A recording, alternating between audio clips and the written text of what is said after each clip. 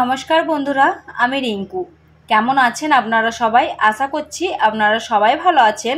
আপনাদের ভালোবাসায় আমার পরিবারও সবাই খুব ভালো আছে।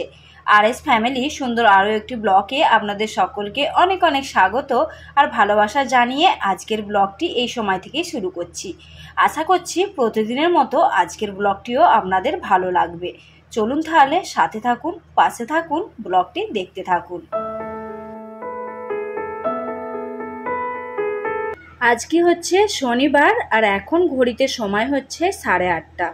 মোটামুটি টুকিটাকি বাসি কাজ যেগুলো ছিল কমপ্লিট করে আর এই তো স্নানটা সেরে নিলাম। আর কিছুটা জামা প্যান্ট ছিল সেগুলোকে ধুয়ে নিয়ে এখানে মেলে দিচ্ছি। তার আগে গাছগুলোকে জল দিলাম, ফুল তুললাম, পুজোটাও কিন্তু দিয়ে নিয়েছি। এরপরে একটুখানি চা খেয়ে নেব, তারপরে আরও অন্যান্য কাজে হাত দেব। আর এই তো সকালবেলায় একদম গরম গরম চাটা কিন্তু বেশ ভালো লাগে। তারপরে আবার সমস্ত রকম কাজে কমপ্লিট করে তারপরে যদি চাটা নিয়ে বসা যায়, সেই চাটা কিন্তু একটু নিশ্চিন্তেভাবে খাওয়া যায়। আর মেয়েরা ওইদিকে একটু বাইরে খেলাধুলা করছে, ওদেরকে কিন্তু দুধ বিস্কুট খাইয়ে দিয়েছি। চলুন তাহলে চাটা খেয়ে নিই, তারপরে আরও কাজে হাত দেব।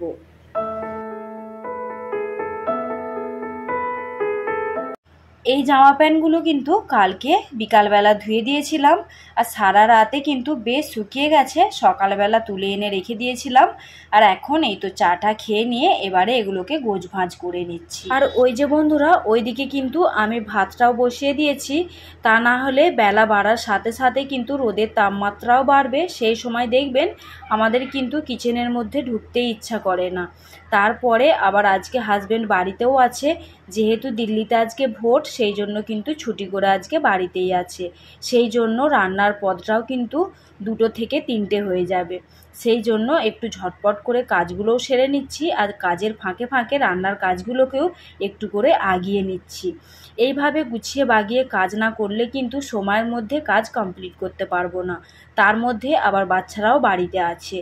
তাই কিন্তু বন্ধুরা অন্যান্য দিনের তুলনায় এই এখন কিন্তু কাজের চাপটা একটু বেশি আছে। সেই জন্য একটু আলসামি না করে একদম সকালে হাত মানে সব কাজটুকু সেরে নেওয়ার চেষ্টা করি। আর এই তো জামা প্যান্টগুলো মোটামুটি গোছভাঁজ করে নিলাম, দিয়ে এই যে জানালার সামনে প্ল্যান্টগুলো রাখা আছে সেগুলোকে একটুখানি হালকা হাতে ঝেড়ে নিয়ে তারপরে এই যে জল দিয়ে দেবো।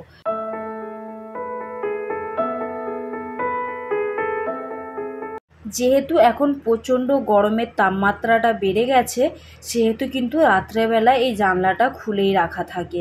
আর দেখি সকালবেলা উঠে বেশ একটু হালকা হলেও ধুলো স্পট পড়ে যায়। আর এত ধুলো যে কোথা থেকে আসে প্রতিদিন বুঝতেই পারি না। যেহেতু দেখবেন আমাদের বাড়ির সামনে কিন্তু ধুলো মাটি সেরকম নেই, সব জায়গাটা কিন্তু ঘাসে ভরা, তবুই এত ধুলো মাটি। চলুন এইভাবে গাছগুলো একটুখানি করে পরিষ্কার করে নিয়ে জল দিয়ে দিলাম। তারপরে চলে আসলাম বেডটাকে একটুখানি ঝেড়ে পরিষ্কার করে নিতে। তার কারণ ওই যে বেডটা দেখতে পাচ্ছেন আশা করি কতটা ধুলো জমে আছে। আর প্রতিদিন কিন্তু এই ডাস্টিং ক্লিনিংয়ের কাজগুলো করতেই হয়, তা না হলে একদমই হয় না। শীতকালে কিন্তু আমাদের একরকম জ্বালা ঝামেলা থাকে, আবার গরমকালে আর এক রকম জ্বালা ঝামেলা থাকে। আমরা যেই সময়টা সেই সময়টাকে কিন্তু ঠিকঠাক মতো মানিয়ে নিতে পারি না। যখন দেখবেন ঠান্ডা আসে তখন ভাবা যায় যে গরমকালটাই ভালো, আবার যখন গরমকালটা আসে তখন মনে হয় ঠান্ডার সময়টাই ভালো। তো আমরা কিন্তু কোনো সময়টাকে ঠিকঠাকভাবে মানিয়ে নিতে পারি না। একটা কথার কথা আছে, আমাদের তাতও সহ্য হয় না, আবার বাতও সহ্য হয় না। তো যাই হোক, মোটামুটি কথা বলতে বলতে কিন্তু এই দিকে বিছানাটাকে সুন্দর করে একটুখানি ঝেড়ে গুছিয়ে নিলাম। যদিও সেরকম নোংরা হয়নি, তার কারণ আমরা তো এখন নিচে শুই না, সেই জন্য কিন্তু বিছানা টিছানা যেমন রেখে যাই তেমনই থাকে। ওই যে একটু আধটু ধুলোগুলো পড়ে সেইগুলোকেই একটুখানি ঝেড়ে নেওয়া। আর এই তো এইখানে তো একটা অরিজিনাল প্লান্ট রেখে দিলাম, আর এটাকেও একটুখানি জল দিয়ে দেবো।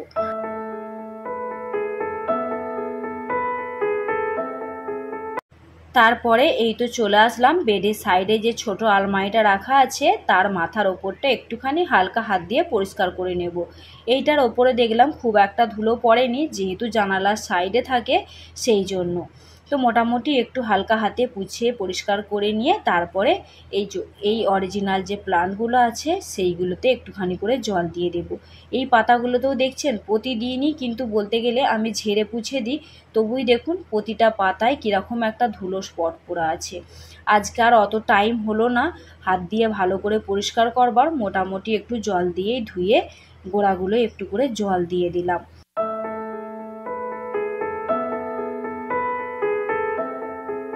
জল দেওয়ার শেষে টবগুলোকে একটুখানি হালকা হাতে পুছে নিচ্ছি, তার কারণ যেহেতু এটা কালো ওর ওপরে ধুলোটা কিন্তু অন্যরকমই দেখাচ্ছিল। আর যেহেতু মানে এইসব জিনিসগুলো নোংরা দেখতে একদম ভালো লাগে না, কিন্তু কি করব হাতে সেরকম সময় নেই, তাই একদম হালকা হাত দিয়ে একটুখানি করে পুছে নিলাম। তারপরে এরপরে কিন্তু চলে যাব রান্না বান্নার দিকে। আর এই তো বন্ধুরা এরই মধ্যে কিন্তু অনেকটা সবজি কেটে গুছিয়ে নিয়েছি। আর উচ্ছেগুলো দেখুন কি অবস্থা হয়েছে, তার কারণ 2-3 দিন হলো লাইটের এত প্রবলেম দেখাচ্ছে, ঠিকঠাক মতো লাইট দিচ্ছেই না। সেই জন্য দেখুন ফ্রিজে রাখা সত্ত্বেও উচ্ছেগুলো বেগুনগুলো কেমন জানি হয়ে গেছে। আর আজকে রান্না করব সজনা ডাঁটা আলু বেগুনের একটা সবজি আর আম দিয়ে টকের ডাল। আর ওই যে বললাম লাইট থাকছে না, সেই জন্য দেখুন মাছগুলো থেকেও কিন্তু জল ছেড়ে দিয়েছে আর যেন কেমন একটা হয়ে গেছে। সেই জন্য ভাবলাম সব মাছগুলো ভেজে ফেলি। ও তো একটা কাজ ভালো করেছিলাম, ওই যে ননদ এসেছিল মেয়ের বার্থডেতে, তো ও ননদকে অর্ধেক মাছ কিন্তু দিয়ে দিয়েছিলাম, তা না হলে এত মাছ নিয়ে যে কি করতাম সে আবার এক ঝামেলা হতো। আর এইদিকে কিন্তু রান্নাটাও বসিয়ে দিয়েছি, ওইদিকে তো মাছটা ভাজতে দিয়েছি, আর এইদিকে ডাঁটা বেগুন আলুর সবজিটা করব, তার জন্য বেগুনটা ভাজতে দিয়ে দিয়েছি। আর এই তো বন্ধুরা এরই মধ্যে কিন্তু অনেকটা রান্না আগিয়ে নিয়েছি। আর যেহেতু কালকে আমার স্ট্যান্ডটা ভেঙে গেছে, সেই জন্য কিন্তু একটুখানি ভিডিও বানাতে অসুবিধা হচ্ছে। আর যতটা পারছি আমি হাতে করে ভিডিও বানাবার চেষ্টা করছি। এক হাতে ক্যামেরা নিয়ে এক হাতে রান্না করাটা ভীষণই একটা রিস্কের ব্যাপার। তখন দেখলেন উচ্ছে ভাজার কড়াটা কিন্তু উল্টাতে গিয়ে বেঁচে গেছে। আর এই তো এইখানে টকের ডালটাও হয়ে গেছে। আজকে জানেন তো বন্ধুরা আমার শ্বেতা মা মন খুলে স্নান করছে। প্রতিদিন তো তাড়াহুড়ো করে স্কুল যাওয়ার জন্য ওই কোনো রকমের স্নান সারিয়ে স্কুল পাঠিয়ে দিই। আজকে দেখতে পাচ্ছেন ফোয়ারা চালিয়ে দিয়ে এই যে গামলার মধ্যে ছপছপ করছে আর মন খুলে স্নান করছে। আমি এইদিকে ভিডিও বানাচ্ছি, ও কিন্তু বুঝতে পারেনি, আর যেই বুঝেছে ছট করে ঘুরে দেখছে ভয়েতে। তো যাই হোক এরই মধ্যে কিন্তু সমস্ত কাজ কমপ্লিট করে নিলাম, দিয়ে এই তো আরেকবারও বাড়ি ঘরদোরটা পুরোটা ঝাড়ু লাগিয়ে দিচ্ছি। আর যতই ঝাড়ু লাগানো হোক না কেন ততই যে এত ধুলো মাটি কোথা থেকে বেরোয় সেটাই বুঝতে পারি না। তো যাই হোক এই দিকের কাজ তো সমস্ত রকমটা কিন্তু কমপ্লিট হয়ে গেল। আর এখন ঘড়িতে সময় হচ্ছে 12টার মধ্যে কিন্তু আমি সমস্ত কাজ কমপ্লিট করে নিলাম। আর এই তো এবারে একদম ঝাড়ু লাগিয়ে বাইরেটা একটু সুন্দর করে ঝাড়ু লাগিয়ে দেব।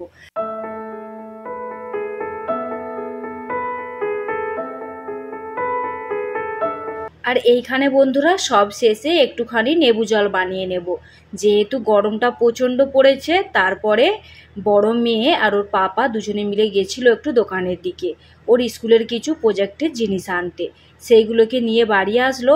তারপরে ভাবলাম আমারও কাজ সময়ের মধ্যে কমপ্লিট হয়ে গেছে, আর এখন যেহেতু লাঞ্চের সময় হয়নি সেহেতু ভাবলাম একটু লেবু জল গুলে নিই, তিনজনে মিলে খাওয়া যাবে। আর এই তো এখানেতে সবার প্রথমে একটু চিনি পাউডার দিয়ে দিলাম, তারপরে একটুখানি পরিমাণ মতো নুন দিয়ে দেব। এই গরমকালের দিনে দেখবেন লেবু জলটা খেতে কিন্তু বেশ ভালো লাগে, আর শরীরের পক্ষেও কিন্তু খুবই উপকার।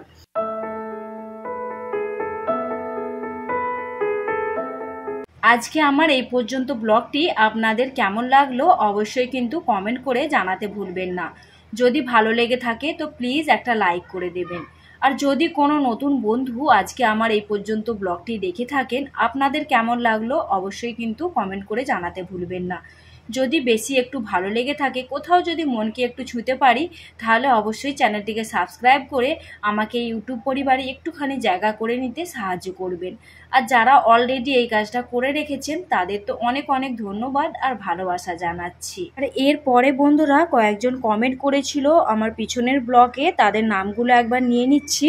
সোমা সায়ন লাইফস্টাইল থেকে কমেন্ট করেছিল, প্রদীপ মাল ভাই কমেন্ট করেছিল, আর কমেন্ট করেছিল গল্পের ঝুলি থেকে বনু। গল্পের ঝুলির বনু তো প্রতিদিন কমেন্ট করে। আর প্রদীপ মাল ভাই জিজ্ঞাসা করেছো দিদি ভাই কেমন আছো? আমি খুব ভালো আছি ভাই, তোমরা কেমন আছো সেটা কিন্তু পরের ব্লগে জানিও অবশ্যই।